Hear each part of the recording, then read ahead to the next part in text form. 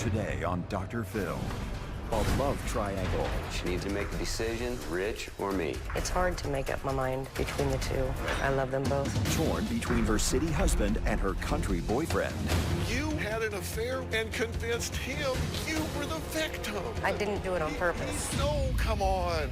Now, Richard and Lloyd have never spoken face to face. the two men meet for the first time. Julie, sit wherever you feel like you should. Will she choose her childhood crush? After 20 years, you wound up in a pickup truck having sex, and you initiated it. Or her husband? What gives you the right to be with this man's wife? Let's do it. Have a good show, everybody. Here we go. This is a safe place to talk about hard things. Stand by. We'll count you down. I'll try to be an emotional compass and point you in the right direction. 5, 4. I am not giving up on you.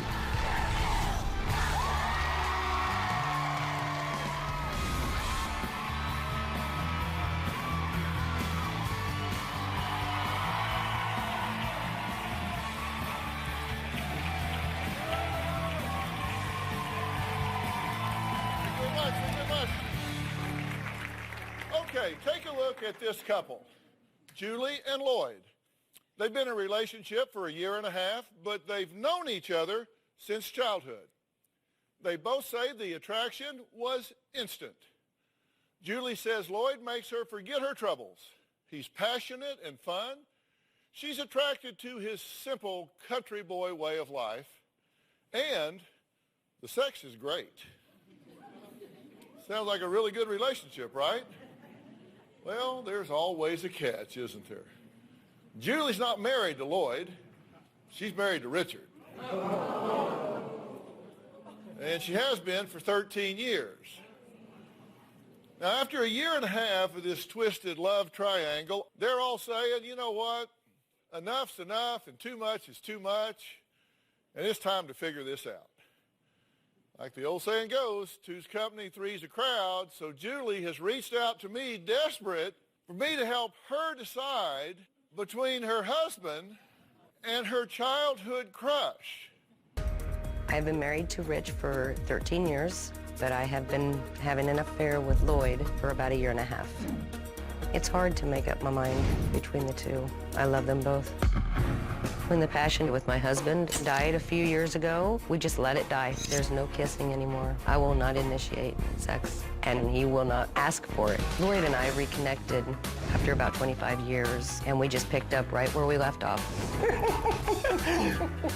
We went to a local pub and reminisced about old times. Him and I left, and we went parking in his pickup truck. And I can't say we made love. We just had sex, like two 16-year-old kids. The passion that I felt with Lloyd was amazing and something that I hadn't had in years.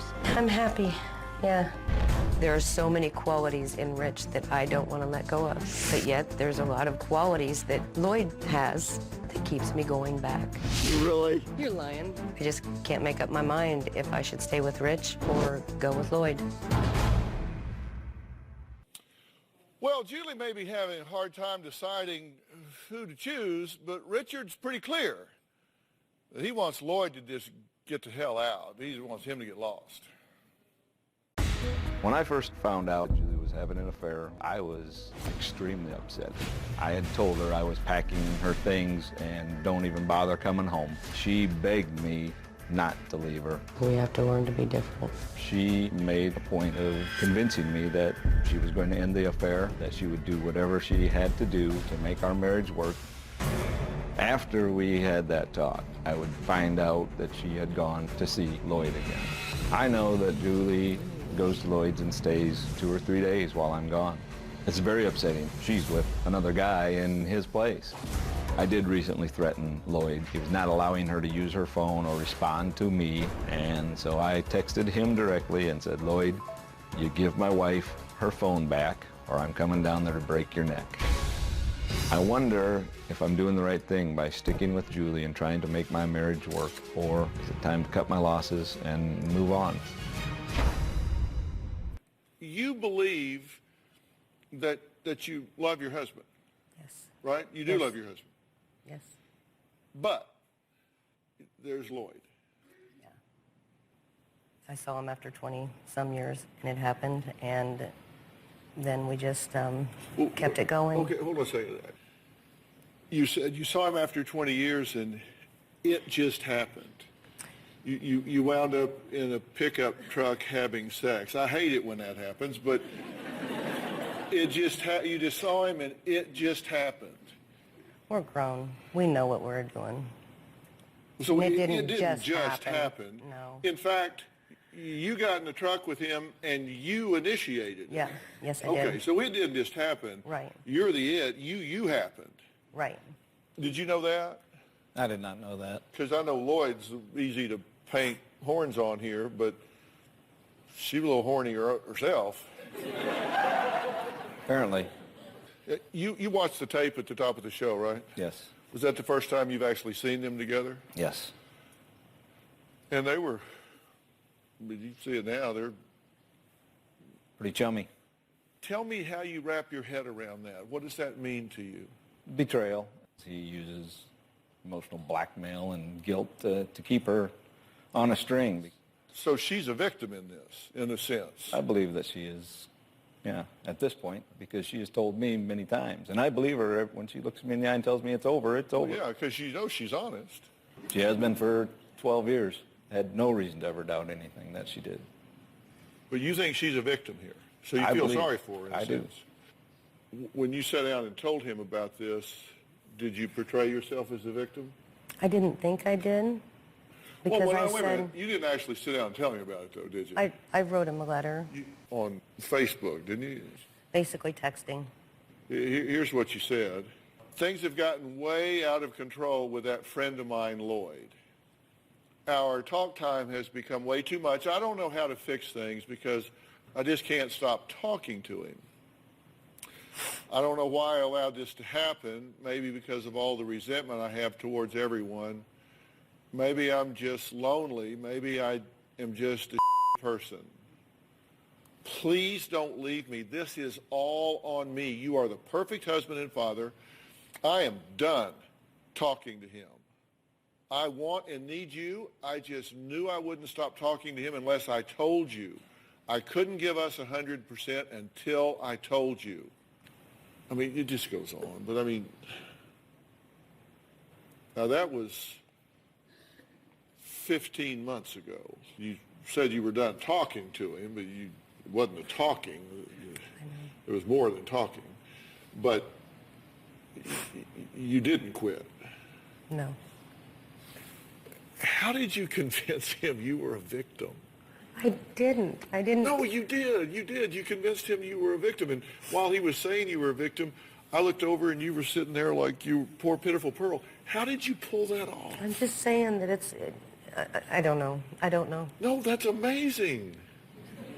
You went off and had an affair with a guy and convinced him you were the victim. How did you do I didn't. Yes, you did. I didn't do it on purpose. Come I didn't on. do it on purpose. Come on. I told him for the whole entire time, this was on me. Did you convince yourself you were the victim? I never thought I was a victim, but maybe you're right. I don't know. Well, how did you sell it over here, though? I don't know. Didn't take much selling, Dr. Phil. I've been Julie's biggest protector and defender for 15 years.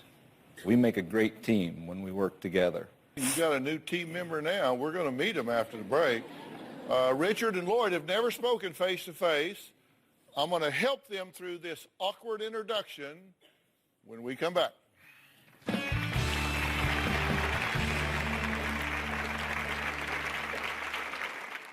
Julie and I, we're pretty awesome in bed.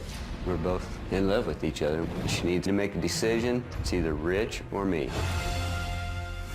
And later, My grandson knows something is going on because when Rich goes to work, he whispers in my ear and says, "Are we going to go see Lloyd?"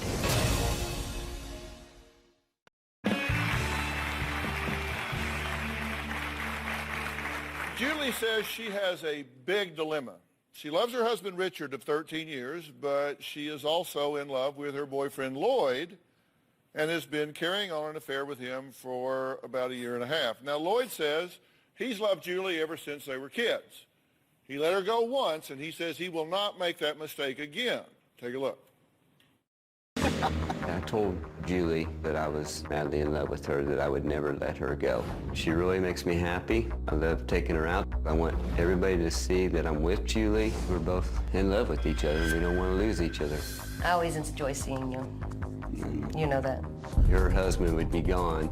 She would come to stay with me, or I would go up there for a couple of days. I get mad when Julie goes back on Sundays to be with her husband. Julie and I, we're pretty awesome in bed. I make Julie happier than Rich does, but she feels more secure when she's with Rich. She needs to make a decision. It's either Rich or me. We'll never let her go, no matter what she decides to do. Okay, Lloyd is going to join us now. This is the first time these two gentlemen have spoken to each other in person. So, Lloyd, come on out. I'm going to put him here. I'll have you stand if you would. Just step down here. Lloyd, how are you, sir? Good. Julie, you know, I'm Dr. Phil. Nice to meet you.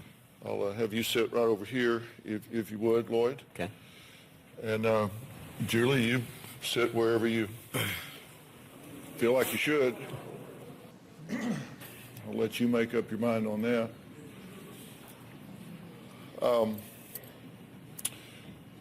You are in a 1.5-year relationship with Julie? Yes, sir. Now, at the time you got into this relationship with her, you were married Yes, for sir. 20 years? 22 years. 22 years with children? Right. Okay. So if you have your way about it, you will bust up this relationship, and she has busted up your relationship. Right. Because you've, after 22 years, Right, you walked away. You walked away. What gives you the right to be involved with this man's wife? It doesn't. I mean, it's wrong. It's completely wrong. But take me through the moment when you gave yourself permission to get involved with this man's wife. When Julie made the move is when it started. So he says that you are manipulative and guilt-inducing.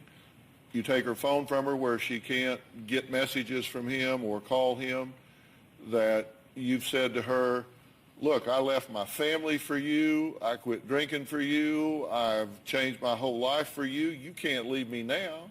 Do you say that to her? Yeah, I do.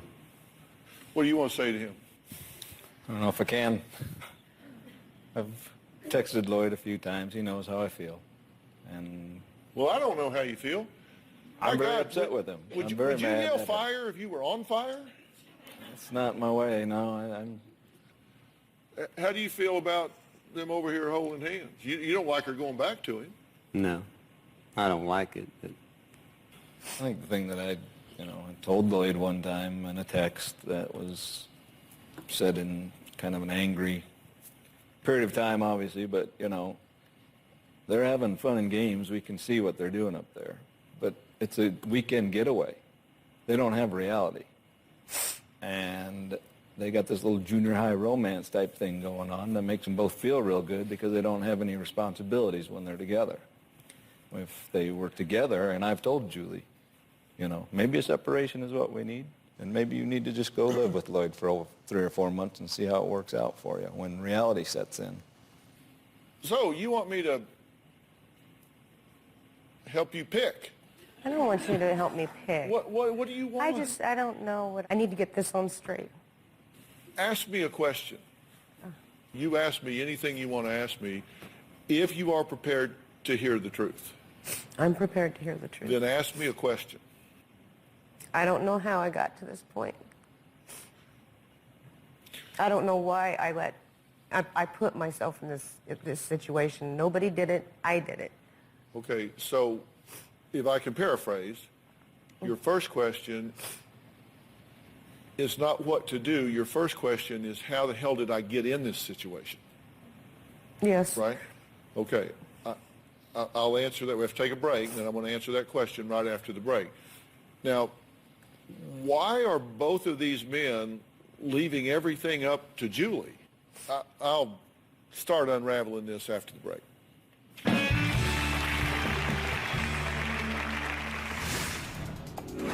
You were taking your child to hang out with your lover while his dad was on the road working. And later, You know, I gotta leave you. I can't do this. I need to walk away. And you know that was wrong. And I told you that was wrong. Bringing my grandson around Lloyd at first seemed okay because he didn't get to see anything other than friendship. Our grandson would come home and make little comments. Hey, me and Lloyd are country boys. Dad, you're a city boy. Very hurtful. My grandson knows something is going on because when Rich goes to work, he whispers in my ear and says, "Are we going to go see Lloyd?" I feel extremely guilty because I know better than to introduce my grandson into something like this. your grandson, are you raising him? Yes, So this is essentially a child. our child. Right. So you were taking your child to hang out with your lover Yes, while his dad was on the working. road working. yes, Really? yeah. Did you comment on that? Yes. I told her I was not happy with that, with that situation, that it was going to lead to a lot of problems long term because he was going to end up being torn. How old is he now? 5. Then when he gets 6, 7, and 8, and he remembers that his mother, because you're his mother to him, you call it grandmother, you call it aunt, you call it whatever you want, was taking him to hang out with another man that he sees having affection with, I'm not saying inappropriate, but affection with, while dad's gone. How does he accommodate to that? How does a child sort that out in their mind? You know, I don't know. I know they couldn't possibly. You need to stop taking your child around your illicit love affair.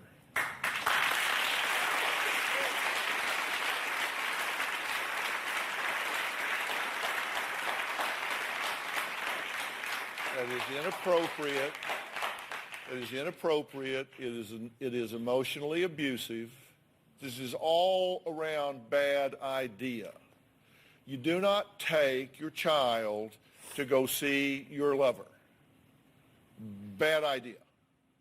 Bad idea. You need to stop that. Let me be real clear. You need to stop that. Okay. How did you get in this situation?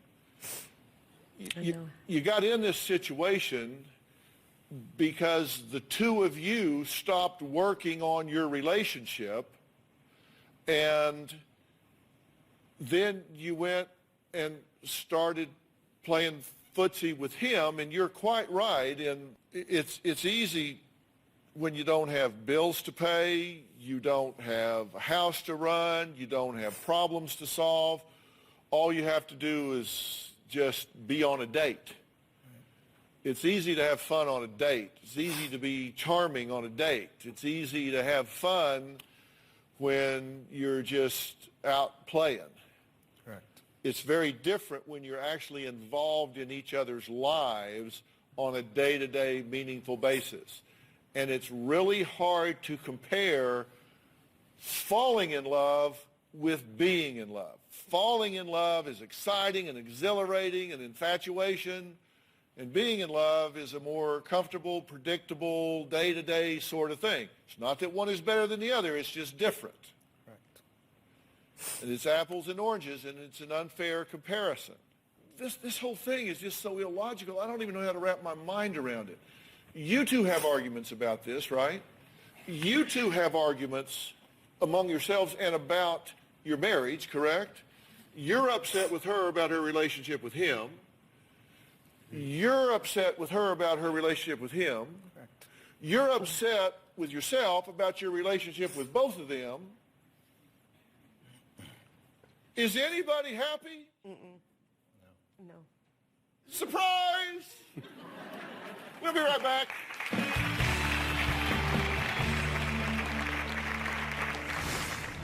You jumped out of a moving car. Why did that seem like a good idea?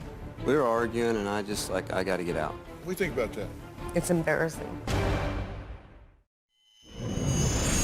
Lloyd is very possessive and jealous and wants me all to himself without Rich in the picture. It just upsets me when I know that she's going back home. Our arguments can be very volatile. One night when we were driving down the road, I had said I was going to go home to Rich, and so Lloyd jumped out of the car. Another night, he grabbed me by my arms. I didn't even realize how hard he grabbed me until I went home and saw the bruises on both sides. This past weekend, Lloyd did not want me to go home. I had my grandson in my arms, and Lloyd pushed me backwards. I did not fall down, but I lost balance. I gave her a little push, but that's all that's ever happened. Now I am scared that I might be getting myself back into a volatile relationship. You've been married a couple times before, okay? And so I want to write something down here. Now, you have had previous partners, okay? And we said that those partners were not good in that they were abusive, correct? Yes. We said that those partners were not good because there was alcohol involved, correct? Yes. We said those were not good because they were unpredictable, correct? Correct. Controlling, Yeah. jealous, Yes. possessive. Yes. Now, you're in a relationship with Lloyd. You just described marks on your arms. You said you stopped drinking for her, but the truth is you are drinking again, correct? Correct. So he is drinking. You said they were unpredictable. Did I hear you say he jumped out of a moving car? Yes. Because you didn't like what was going on, so you jump out of a moving car. All because he doesn't want you going back to your husband. How dare you go back to your husband? He objects to that, wants to control it because of jealousy and possessiveness. I know. Now, I'm sure he's a hell of a lot of fun in the seat of a pickup truck, but on the other hand, it seems to me that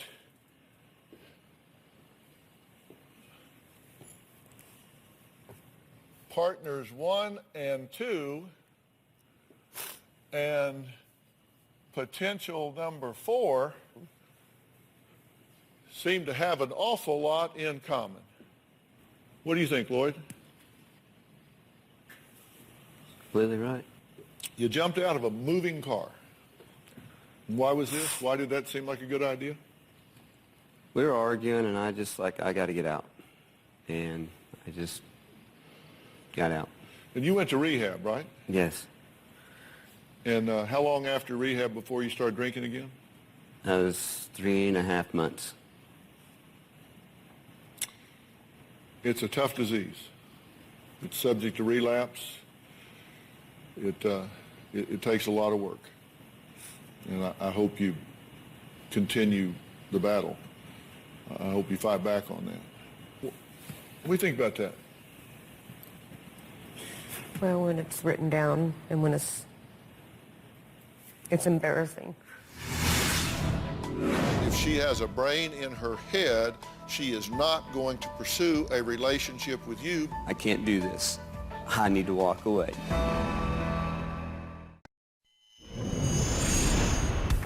Julie never wears her wedding band when she's around me. Today I caught her with the wedding band on and she knew it bothered me. Which finger? Oh, shoot. I don't usually wear it. And why did you have it this time? And I forgot to take it off. But then I honestly didn't know if it was appropriate to take it off. I don't know what's right. So every time I see that ring, you know it kills me. I know. So I got rid of my ring, and I'll see you with your ring. You know, marriage is tough. Do you agree marriage is a lot of work? A lot of work. You know, Every day. if I pull some statistics together about marriage, just so people know, first marriage, divorce rate's about 35 to 40% in America. Second marriages, it's about 60 to 65% divorce rate. Third marriages, about a 70% plus failure rate. Marriages that are born out of infidelity, particularly when both people are cheaters, about 95% failure rate. So the chance that you two are going to get married and sail off into the sunset and live happily ever after, not a good shot. You got enough of an uphill battle in the one you've got. I'm just telling you the truth. I told you, don't ask me if you don't want me to tell you the truth. He says he's not abusive. You're drinking, fighting. Come on, who are you turning down? If this, he left his wife and kids. He's drinking, fighting, and jumping out of your truck. Who the hell did you turn down? Whether you stay with him or whether you don't, he's not a good fit for you. And you're guilt-inducer saying, I left my wife and kids for you? What, that's her fault? The thing is, I've only done it, what, once? One what? When I pushed you. And what did I do when I did that? What did I say? I'm done. I am never doing, I got to leave you. I can't do this. I need to walk away. And you said, no, it's more my fault than it is yours. It was wrong. And you know that was wrong. And I told you that was wrong. I know. And I've only done that one time. I've never, ever done that to anybody. And you know that. Well, she may know it, but I don't. I don't think you're an evil guy. I think you are confused. I think you are lost. And I think you are an alcoholic. And you put an alcoholic in a high-stress, desperate situation, they are going to make bad choices at a high-risk level. You are a high-risk candidate for her statistically, behaviorally, and life match-wise. You guys have absolutely no business being together. You can kill the messenger, but I'm telling you, the chance of this thing working between the two of you is zip, zero, nada, yet is not going to work. Ain't gonna work. I'm just telling you. And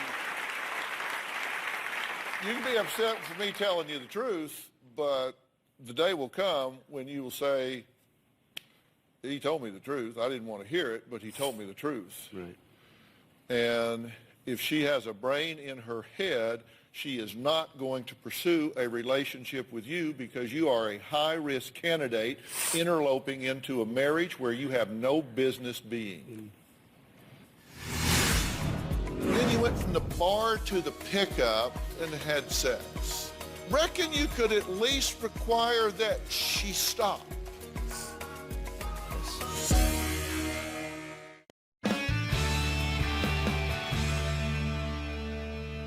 Have I been clear? Yes. There is zero future here. Mm-hmm. This is doomed. Whether if he stood up right now and said, you know what, I watched that tape of you two playing footsie and kissing and hugging and all that. You know what? You deserve each other. Just go forth and multiply. Do whatever the hell you want to do. I'm going to take myself, I'm going to go down the road, and I'm going to be happy. The hell with you. Go on.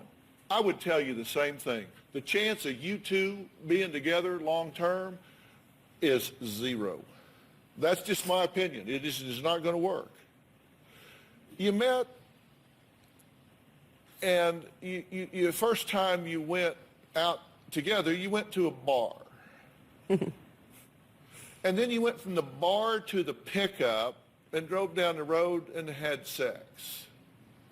Both of you married.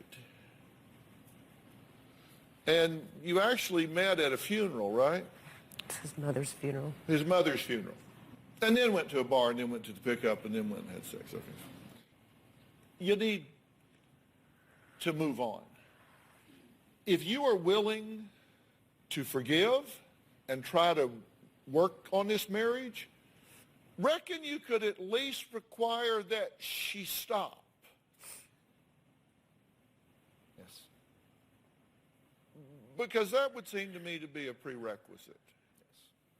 Yes. And then if you wanted to work on it, then I'm willing to help y'all do that. You have problems in this marriage. If you interact with her the way you interact with me, that's a problem. I would think she would want a little more out of you than maybe what she's getting. That doesn't justify her having an affair. Your problems generate marital issues. They don't generate extramarital issues. There's a difference. The extramarital issues you own. The marital issues you have plenty of ownership in. And if, in fact, you do care about her, you'll leave her the hell alone. Stop. Right.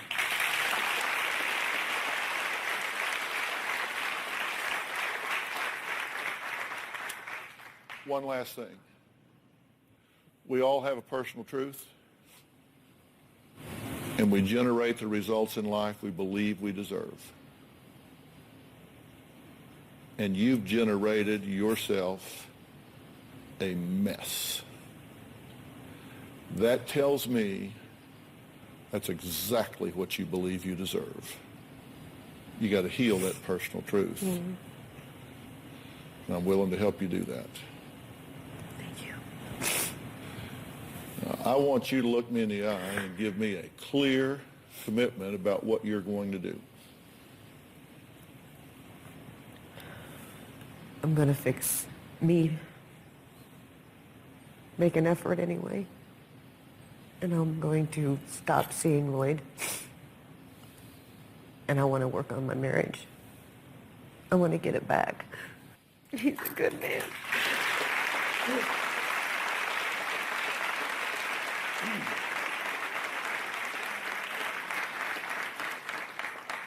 Will you respect that? Yep. You will. Yes, I will. Okay. Coming up, what Kathy Lee and I now have in common. I'll tell you what I mean after the break.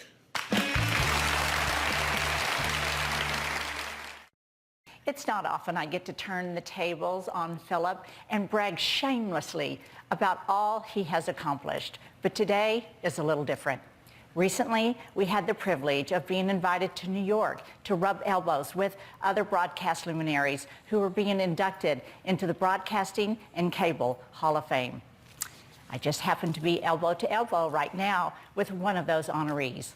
I wanted to share that special night with the people that mean so much to him, his audience.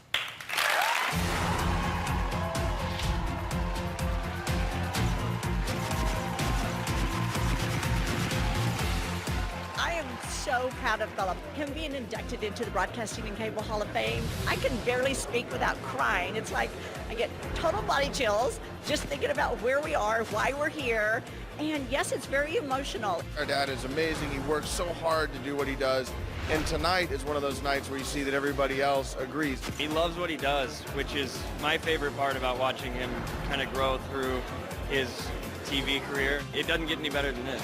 He says, I always get all the credit, but it's really all the producers that do all the work, which is kind of a lie because he's a very hardworking man. In fact, he's the hardest working talent that I've ever worked for. He's a talented man, but he's also brilliant. This is really an honor for the show itself. It's a celebration of everything that we have accomplished as a television show. He's a great guy, he really is. And I'm glad he's getting his thing tonight. Regis is already in. He was wondering what was taking so long for Dr. Phil. I mean, you know. Yeah, it's about time they paid a little attention to Dr. Phil. I knew from my encounter with him that he'd be really good on television, and it turned out to be better than I thought. Not just good television, great television. I am proud of what we were able to create together.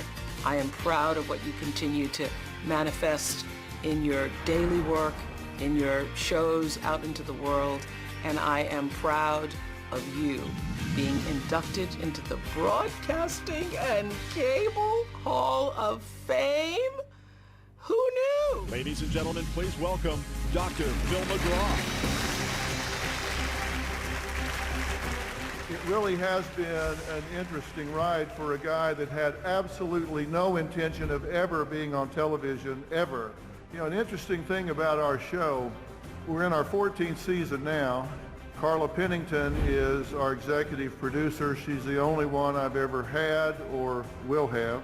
Even across 14 years, hell, I've got the same 7 cameramen I started with day one. But the most important people to thank, like so many of y'all have said before me, are my family, Robin, Jay, and Jordan. We started with a mission, and we said on our show we want to deal with the silent epidemics. We want to give a voice.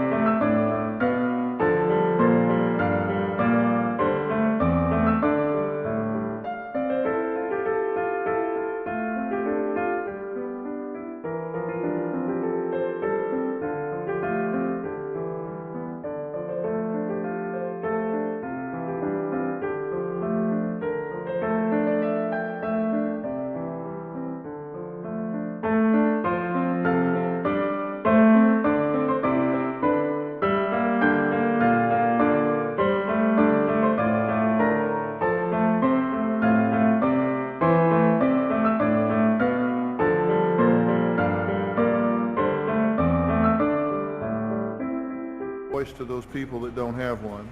We want to change the narrative in America about mental health and mental illness. And I think we've done that at least in a small way. We've contributed to it.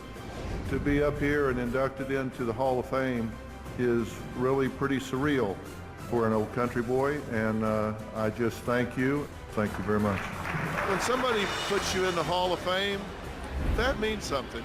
It just kind of is a way of reminding you that people appreciate what you're doing and take it seriously, which is good.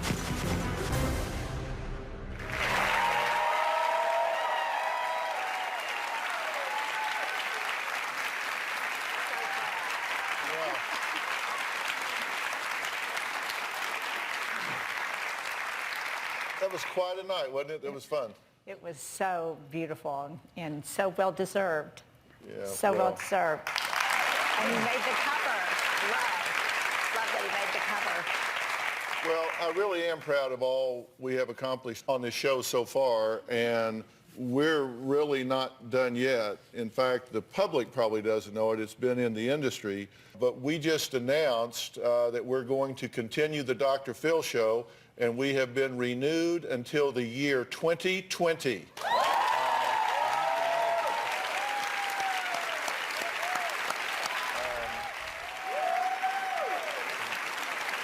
That's just the beginning. So thanks for bringing all that up, and thank all of you for all of your support over all of these years. I want to thank all of my guests today. For more information about today's show, go to drphil.com. We'll see you next time.